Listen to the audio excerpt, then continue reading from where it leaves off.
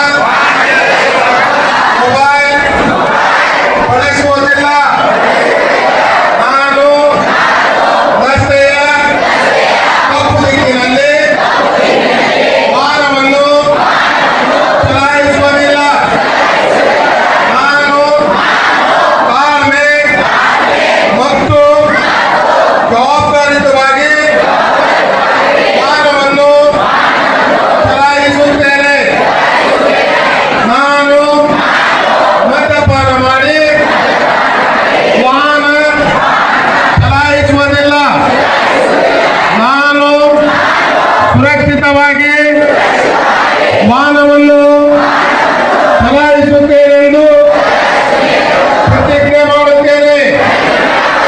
ಜೈ ಹಿಂದ್, ಜೈ ಕರ್ನಾಟಕ. ನಾವೆಲ್ಲರೂ ರಸ್ತೆಯಲ್ಲಿ ಹೋಗುವಾಗ ಮೊಬೈಲ್ ನಲ್ಲಿ ದಯವಿಟ್ಟು ಮಾತಾಡಬೇಡಿ. ಯಾಕಂದ್ರೆ ನಮ್ಗೆ ಗೊತ್ತಿರಲಿ, ನಿನ್ನೆ ನಾನು ಇಲ್ಲಿಂದ ಬಸ್ಸು ಕಲ್ಯಾಣ ಹೋಗುವಾಗ ಗುಲ್ಬರ್ಗದಿಂದ ಒಬ್ಬ ಯಾವ ವ್ಯಕ್ತಿ ಇಬ್ಬರು ವಾಹನ ಮೋಟರ್ ಸೈಕಲ್ ಚಲಾವಣೆ ಮಾಡಿಕೊಂಡು ದೇವಸ್ಥಾನಕ್ಕೆ ಹೋಗಿ ಬರ್ತಾ ಇದ್ದಾರೆ.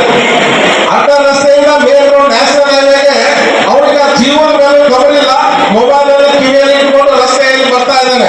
ಅವನ ಹಿಂದೆ ನಮ್ ಜೀಪು ಹೋಗ್ತಾ ಇದೆ, ಆಮೇಲೆ ಇನ್ನೂ ವೆಹಿಕಲ್ಗಳು ಬರ್ತಾ ಇದ್ದಾವೆ. ಅವನು ಮೊಬೈಲ್ ಅಲ್ಲಿ ಮಾತಾಡ್ತಾ ಇದ್ದಾನೆ ಅಂತ ನಾವೇನು ಸ್ಲೋ ಮಾಡಿ ಹೋಗಕ್ಕಾಗಲ್ಲ. ಈ ತರ ಅಪಘಾತಗಳಾಗ್ತವೆ. ಅದಕ್ಕೆ ನಾವು ಅವನಿಗೆ 10,000 ರೂಪಾಯಿ ದಂಡ ಹಾಕಿವಿ ನೀನೆ. ಅದಕ್ಕೆ ಇವತ್ತು ಏನಾಗಿದೆ, ಎಲ್ಲ ಟೆಕ್ನಾಲಜಿ ಬಂದಿದೆ. ತಾವೆಲ್ಲ ರಸ್ತೆಯಲ್ಲಿ ಹೋಗುವಾಗ ಈಗ ಸಿಸಿ ಕ್ಯಾಮೆರಾಗಳ ಟೆಕ್ನಾಲಜಿಯಲ್ಲಿ ನಿಮ್ಮನ್ನ ಯಾವ ತಪ್ಪು ಮಾಡ್ತೀರಿ ಅಂತ ಹೇಳ್ಬಿಟ್ಟು ಅದನ್ನು ಕ್ಯಾಪ್ಚರ್ ಮಾಡಿ ದಂಡ ಬರುತ್ತೆ. ನಮ್ಮ ಸರ್ಕಾರಕ್ಕೆ ದಂಡ ಬೇಕಾಗಿಲ್ಲ, ನಮ್ಮ ಸರ್ಕಾರಕ್ಕೆ ಬೇಕಾದಷ್ಟು ರೆವಿನ್ಯೂ ಬರ್ತಾ ಇದೆ. ಈ ಸಿಸ್ಟಮ್ ನಾವು ತರಬೇಕಾದ್ರೆ ನಿಮ್ಮ ಮೇಲೆ ನಾವು ದಂಡವನ್ನು ಹಾಕಲೇಬೇಕಾಗುತ್ತೆ. ನಾವು ಪೊಲೀಸ್ ಇಲಾಖೆ ನಿಮ್ಮನ್ನ ಶಿಸ್ತಿಗೆ ತರಬೇಕಾದ್ರೆ ನಾವು ದಂಡಗಳನ್ನು ಹಾಕಬೇಕಾಗುತ್ತೆ ಮುಂದಿನ ದಿನಗಳಲ್ಲಿ. ಆಮೇಲೆ 17 ವರ್ಷಕ್ಕಿಂತ ಕಡಿಮೆ, 18 ವರ್ಷಕ್ಕಿಂತ ಕಡಿಮೆ ಇರುವವರಿಗೆ ನಮ್ಮ ಮೋಟರ್ ವೆಹಿಕಲ್ ಆಕ್ಟ್ ಅಲ್ಲಿ ವಾಹನ ಚಲಾವಣೆ ಮಾಡೋದು ಇಲ್ಲ. ಅವರು ಡ್ರಿಂಕ್ ಅಂಡ್ ಡ್ರೈವ್ ಮಾಡಿರ್ತಾನೆ, ಇಲ್ಲ ಅಂತಂದ್ರೆ ಓವರ್ ಸ್ಪೀಡ್ ಆಗಿ ಬರ್ತಾರೆ. ಆ ಓವರ್ ಸ್ಪೀಡ್ ಯಾವ ತರ ಕಂಟ್ರೋಲ್ ಮಾಡ್ಕೋಬೇಕಂತಂದ್ರೆ, ಈಗಾಗಲೇ ಜಾಬರ್ಸರ್ ಹೇಳಿದ್ರು, ನಿಮ್ಮ ವೆಹಿಕಲ್ ನ ಸ್ಪೀಡ್ ಲಿಮಿಟ್ಸ್ ನ ಕಂಟ್ರೋಲ್ ಮಾಡಬೇಕು. ಈಗ ಹುಡುಗರಲ್ಲಿ ಏನ್ ತಪ್ಪು ಮಾಡ್ತಾ ಇದ್ದಾರೆ ಅಂತಂದ್ರೆ, ವೆಹಿಕಲ್ ತಂದೆ ತಾಯಿಗಳೆಲ್ಲ ತಂದೆ ಕೀಲಿ ಎಲ್ಲೋ ಮನೇಲಿ ಹಾಕಿರ್ತಾರೆ, ತಗೊಂಡು ಬಂದು ಬೈಕ್ ಚಾಲನೆ ಮಾಡ್ತಾರೆ. ಅವ್ರಿಗೆ ಗೊತ್ತಿಲ್ಲ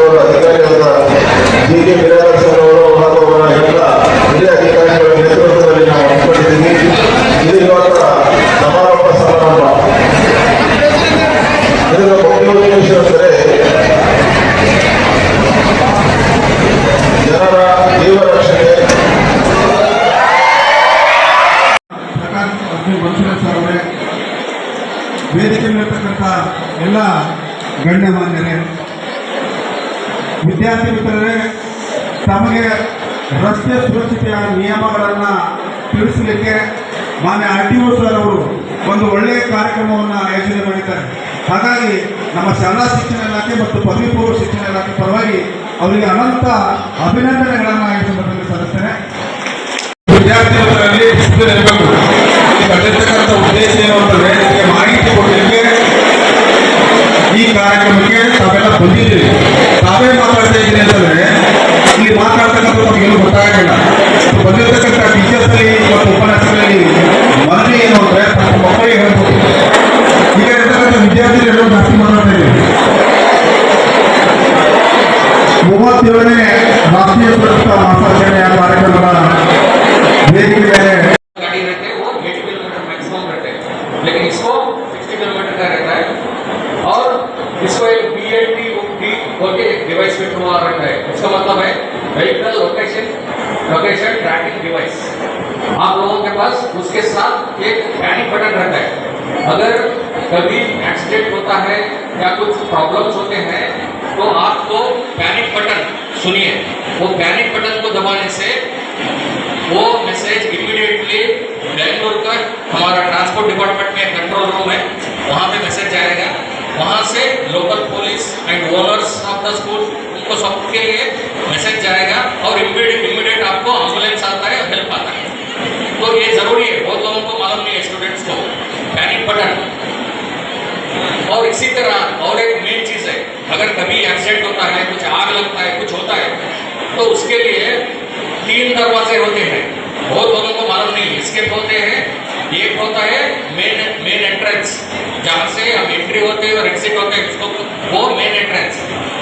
सेकेंड वन ड्राइवर एग्जिट, मतलब ड्राइवर जहाँ से चढ़ता है और उतरता है उसको ड्राइवर एग्जिट बोलते हैं. थर्ड वन इमरजेंसी एग्जिट, ये होता है पीछे राइट साइड. ये सब लोगों को याद रखना है. अगर एक्सीडेंट होता है, आग लगता है, कुछ भी होता है तो एक ही तरफ नहीं जाना है. थोड़े लोग मेन एंट्रेंस, थोड़े लोग इमरजेंसी एग्जिट, थोड़े लोग ड्राइवर एग्जिट से एग्जिट होना है. ये लाइफ सेविंग स्किल है, प्लीज सुनिए. क्योंकि रिसेंटली स्लीपर बसेस आप लोग सब ट्रैवल करते होंगे. स्लीपर बसेस में आग लग के बहुत से स्पेशली लेडीज एंड किड्स ये लोग जान उनका जा रहा है. क्यों? क्योंकि adult mens are more stronger than them. मतलब जब आग लगता है, जब भगदड़ मचती है, तो ये जो अडल्ट होते हैं मोर देन 20-25 ईयर्स के जो लड़के होते हैं, ये सबको ಪೊಲೀಸ್ ಇಲಾಖೆಗಳು ನಾವು ನಿಮ್ಮನ್ನು ಹಿಡಿದು ದಂಡ ಹಾಕಬೇಕಾಗ್ತದೆ, ಫೈನ್ ಹಾಕಬೇಕಾಗ್ತದೆ, ಹಾಗೂ ಟ್ರಿಬಲ್ ರೈಟಿಂಗ್ ಇರ್ಬೋದು. ಇತ್ತೀಚೆಗೆ ನಮ್ಮ ಮಾನ್ಯ ಪೊಲೀಸ್ SP ಸಾಹೇಬರ ನೇತೃತ್ವದಲ್ಲಿ ಹಾಗೂ DSP ಸಾಹೇಬರ ನೇತೃತ್ವದಲ್ಲಿ ಒಂದು ವಿಶೇಷ ಕಾರ್ಯಾಚರಣೆಯನ್ನು ಹಮ್ಮಿಕೊಂಡಿದ್ದೀವಿ. ನಾವೆಲ್ಲ ನೋಡಿರ್ಬೋದು. ಈಗಾಗಲೇ ಡಿಫೆಕ್ಟಿವ್ ಸೈಲೆನ್ಸರ್ ಮೋಟರ್ಸೈಕಲನ್ನು ಸೀಸ್ ಮಾಡೋದು, ಕರ್ಕಶವಾಗಿ ಮೋಟರ್ಸೈಕಲನ್ನು ಬಳಸೋದ್ರಿಂದ ಅಂಥ ಮೋಟರ್ಸೈಕಲನ್ನು 40ರಿಂದ 50-60 ಮೋಟರ್ಸೈಕಲ್ಗಳನ್ನು ಸೀಸ್ ಮಾಡಿ ಅವುಗಳಿಗೆ ಕಠಿಣ ಕಾನೂನುಗಳನ್ನು ಕೈಗೊಂಡು ನಾವು ಕೋರ್ಟಿಗೆ ಹಾಕಿದ್ದೀವಿ. ಅಲ್ಲಿ ಸಾಕಷ್ಟು ದಂಡ ಹಾಗೂ ಶಿಕ್ಷೆ ಕೂಡ ಆಗಿದೆ, ತಾವು ನೋಡಿರ್ಬೋದು. ಅದಕ್ಕೆ ದಯವಿಟ್ಟು ನೀವಾಗಲಿ, ನಿಮ್ಮ ಅಣ್ಣ ತಮ್ಮಂದಿರಾಗಲಿ ಯಾರಾದರೂ ಡಿಫೆಕ್ಟಿವ್ ಸೈಲೆನ್ಸರ್ ಬಳಸಿದರೆ ದಯವಿಟ್ಟು ಬಳಸಬೇಡಿ, ಇತರರಿಗೆ ತೊಂದರೆ ಮಾಡಬೇಡಿ ಅಂತ ಹೇಳ್ತಾ ಈ ಒಂದು